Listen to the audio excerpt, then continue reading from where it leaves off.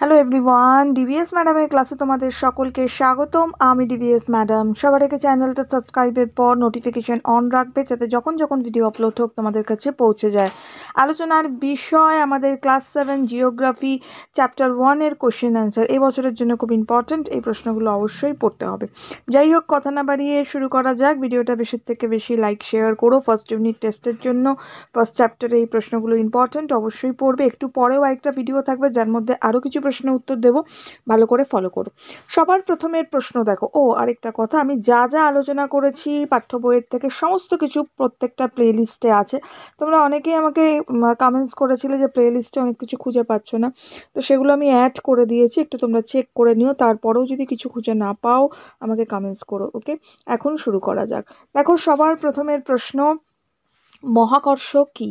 উত্তর আমরা লিখব, ব্রহ্মাণ্ডের প্রতিটি বস্তুকণা একে অপরকে আকর্ষণ করে। যে বস্তুর ভর যত বেশি তার আকর্ষণের ক্ষমতাও তত বেশি। 1687 খ্রিস্টাব্দে বিজ্ঞানী স্যার আইজাক নিউটন এই সত্যটি প্রথম সকলের সামনে প্রমাণ করেন। এই আকর্ষণকেই মহাকর্ষ বলে। ক্লিয়ার? নেক্সট, পরের প্রশ্নে চলে যাব। পরের প্রশ্ন, পৃথিবী কেন সূর্যকে পরিক্রমণ করে চলেছে? উত্তর লিখব, সূর্য পৃথিবীর থেকে প্রায় 13 লক্ষ গুণ বড়।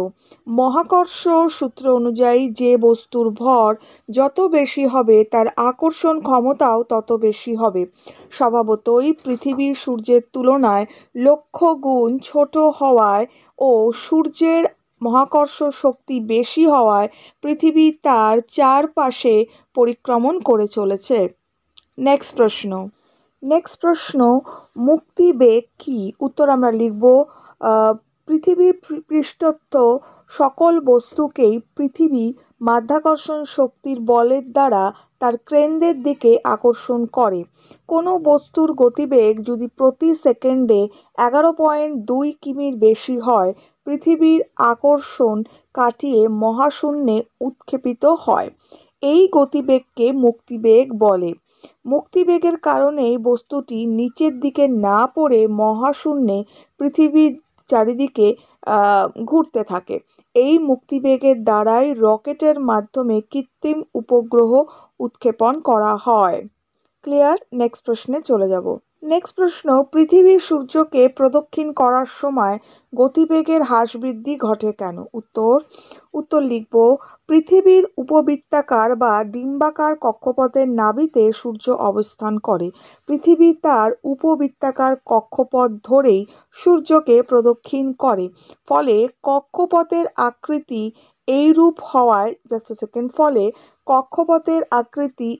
হওয়ায় সূর্য থেকে পৃথিবীর দূরত্বও কখনো বাড়ে কখনো কমে যায়।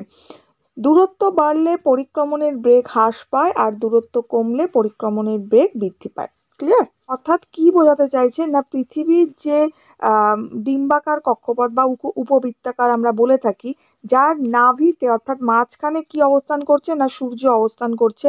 এবার পৃথিবী যখন সূর্যকে প্রদক্ষিণ করছে নিজের কক্ষপথ ওয়াইজ, যখন সূর্য থেকে পৃথিবীর দূরত্বটা বাড়ছে, তাহলে পরিক্রমণ যে করছে তার বেগটা হবে, গতিবেগটা বা বেগটা তখন কমে যাচ্ছে। আর দূরত্ব যখন সূর্যের থেকে কমে যাচ্ছে তখন বেগটা কি হচ্ছে, পরিক্রমণ বেগটা কিন্তু বেড়ে যাচ্ছে। এটাই বোঝাচ্ছে। ওকে, নেক্সট প্রশ্ন, পৃথিবীর কতগুলি গতি এবং কি কি? তো পৃথিবীর দুটো গতি, একটা হচ্ছে আবর্তন গতি বা আহ্নিক গতি। এই গতিতে কি হয় না, এই গতিতে পৃথিবী নিজের কক্ষের উপর ঘোরে। ওকে, আর পরিক্রমণ বা বার্ষিক গতি, এই গতিতে পৃথিবী সূর্যের চারিদিকে ঘোরে। ক্লিয়ার? আর দুটো গতি, আহ্নিক গতি আর বার্ষিক গতি। পৃথিবী নিজের কক্ষে ঘোরে মানে পৃথিবী যেটা নিজেকে চারপাক খেতে খেতে তো পৃথিবী সূর্যকে প্রদক্ষিণ করতে, তো নিজেকে যেটা ঘুরছে সেটাকেই বলা হচ্ছে আহ্নিক গতি। আর যেটা পৃথিবী সূর্যকে প্রদক্ষিণ করছে নিজের চারিদিকে পাক খেতে খেতে, যেটা সূর্যকে প্রদক্ষিণ করে যখন পুরোটা, তখন সেটা বার্ষিক গতি বলে বা পরিক্রমণ গতি। ক্লিয়ার? এটা আমরা জানি, আহ্নিক গতির ফলে কি হয় না, দিন রাত্রির হয়। যখন পৃথিবী নিজের চারিদিকে ঘুরে যায়, এক পাক ঘুরছে, তখন দিন রাত্রি হচ্ছে। আর এই এক পাক ঘুরতে ঘুরতে ঘুরতে ঘুরতে যখন পুরো পরিক্রমণ করছে সূর্যকে, তার ফলে কি হয় না, বছর হয়, যেটা আমরা বার্ষিক গতি বলি। ওকে, নেক্সট প্রশ্ন, ছায়াবৃত্ত কি?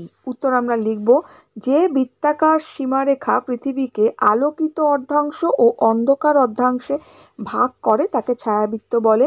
ছায়াবৃত্ত একদিকে থাকে দিন আর ছায়াবৃত্তের একদিকে থাকে কি না রাত্রির। ওকে, নেক্সট প্রশ্ন, পৃথিবীর অক্ষ কি? উত্তর লিখব, উত্তর মেরু বিন্দু ও দক্ষিণ মেরু বিন্দু সংযোগকারী কাল্পনিক রেখা যা ভূকেন্দ্রের মধ্যে দিয়ে বিস্তৃত তাকে পৃথিবীর অক্ষ বলে। পৃথিবী এই অক্ষের চারিদিকে আবর্তন করে। পৃথিবীর অক্ষটি কক্ষতলের 66.5 ডিগ্রি কোণে হেলে থাকে। এটা 66.5 ডিগ্রি হবে। ওকে, এই জায়গাটা 1.5 একটা হবে, মানে 66 লেখার পর একটা হাফ হবে, তারপরে আমরা ডিগ্রি দেবো। ক্লিয়ার? এটা ঠিক করে নেবে প্রত্যেকে। নেক্সট এইরকম ভাবে লিখবে, 66 লিখবে, তারপরে একটা হাফ লিখবে, তারপরে ডিগ্রি। নেক্সট প্রশ্ন, পৃথিবীর অপসূর ও অনুসূর সম্পর্কে লেখো, বা এভাবেও আসে, পৃথিবীর অপসূর কাকে বলে? ইম্পর্টেন্ট প্রশ্ন। উত্তর আমরা লিখব, পৃথিবীর অক্ষ কক্ষতলের সঙ্গে, এটা 66.5 ডিগ্রি হবে, 66.5 ডিগ্রি কোণ করে হেলে থাকা অবস্থায় উপবৃত্তাকার কক্ষপথে সূর্যকে প্রদক্ষিণ করে। সূর্য এই কক্ষপথের নাভিতে অবস্থান করায় পৃথিবীর সঙ্গে সূর্যের দূরত্ব হ্রাস বৃদ্ধি ঘটে। এইভাবে এটা 3রা হবে, 3 হবে। 3রা জানুয়ারি সূর্য ও পৃথিবীর দূরত্ব সবচেয়ে কম, কত না 14,70,00,000 কিমি হয়। একে পৃথিবীর অনুসূর অবস্থান বলে। আর 4 জুলাই দূরত্ব সর্বাধিক অর্থাৎ সবচেয়ে বেশি, যেমন 15,20,00,000 কিমি, একে অপসূর অবস্থান বলে। ক্লিয়ার? এই জায়গাটা 3রা জানুয়ারি হবে, এটা ঠিক করে নেবে। ওকে, নেক্সট পরের প্রশ্নে চলে যাব। এটা 3রা হবে আর এটা 66.5 ডিগ্রি হবে। ঠিক আছে? নেক্সট প্রশ্ন, সৌরদিন কাকে বলে? উত্তর আমরা লিখব, সূর্যকে সামনে রেখে পৃথিবী 24 ঘন্টায় নিজের চারিদিকে একবার আবর্তন করে। এই 24 ঘন্টার সময়কেই সৌরদিন বলা হয়। নেক্সট প্রশ্ন, অধিবর্ষ কি? উত্তর লিখব, সূর্যকে একবার প্রদক্ষিণ করতে পৃথিবীর সময় লাগে 365 দিন 5 ঘন্টা 48 মিনিট 46 সেকেন্ড, বা 365 দিন 6 ঘন্টা। আমরা 365 দিনে 1 বছর ধরি। প্রতি বছর বাড়তি 6 ঘন্টা সময় থেকে যায়, যা প্রতি 4 বছর অন্তর যোগ করে 6+6+6+6 কত হচ্ছে না 24 ঘন্টা অতিরিক্ত হয়।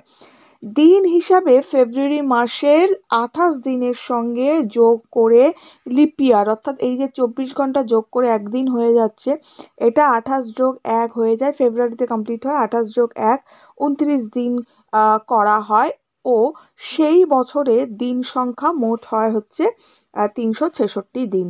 এই বছরটিকে অধিবর্ষ বা লিপ ইয়ার বলে। মিশরীয়রা প্রথম এই উপায় আবিষ্কার করে। কারা আবিষ্কার করেছিল? না, মিশরীয়রা। ক্লিয়ার?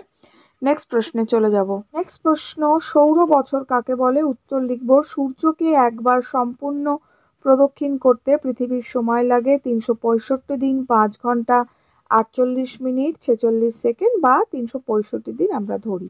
এই সময়কালকে বলা হয় হচ্ছে সৌর বৎসর। ওকে, নেক্সট হচ্ছে চন্দ্রমাস কি? উত্তর আমরা লিখব, চাঁদের ব্যাস প্রায় 3,476 কিমি, যা পৃথিবীর ব্যাসের তুলনায় 1/4 সামান্য বেশি, ও আয়তনে চাঁদ পৃথিবীর 49 ভাগের 1 ভাগ মাত্র।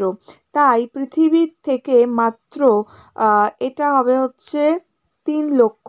ওকে, পৃথিবীর থেকে মাত্র 3,86,000 কিমি দূরত্ব থাকায় চাঁদের পৃথিবীকে একবার প্রদক্ষিণ করতে সময় লাগে 27 দিন। আমাদের এটা হচ্ছে 27 দিন 8 ঘন্টা বা 28 দিন। ওকে, এই সময়কে বলা হয় হচ্ছে চন্দ্রমাস। ঠিক আছে? তাহলে 27 দিন 8 ঘন্টা, বা যেটাকে আমরা বলি হচ্ছে 28 দিন, এই সময়কালকে বলে চন্দ্রমাস। এই জায়গাটা ঠিক করবে, এটা 3 লক্ষ। ঠিক আছে? নেক্সট প্রশ্ন, পৃথিবীর কক্ষ কাকে বলে? উত্তর, যে উপবৃত্তাকার পথে পৃথিবী সূর্যকে পরিক্রমণ করে তাকে কক্ষ বা কক্ষপথ বলে। কক্ষের পরিধি 96 কোটি কিমি। সূর্য এই কক্ষপথের নাভিতে অবস্থিত। তাহলে এই প্রশ্নগুলো দিলাম, এগুলো ভীষণ ইম্পর্ট্যান্ট, খুব ভালো করে পড়ো। দেখা হচ্ছে তোমাদের সঙ্গে নেক্সট ভিডিওতে। আর আজকে আরেকটা ভিডিও থাকবে, প্রত্যেকে চ্যানেলে চোখ রাখবে, নোটিফিকেশান অন রেখো, ভিডিও লাইক করে রেখো। যেমন অনেক সময় তোমাদের দুটো ভিডিওর একটা ভিডিও নোটিফিকেশান পাবে না, লাইক থাকলে স্ক্রিনে চলে যাবে। খুব ভালো থেকো, টাটা।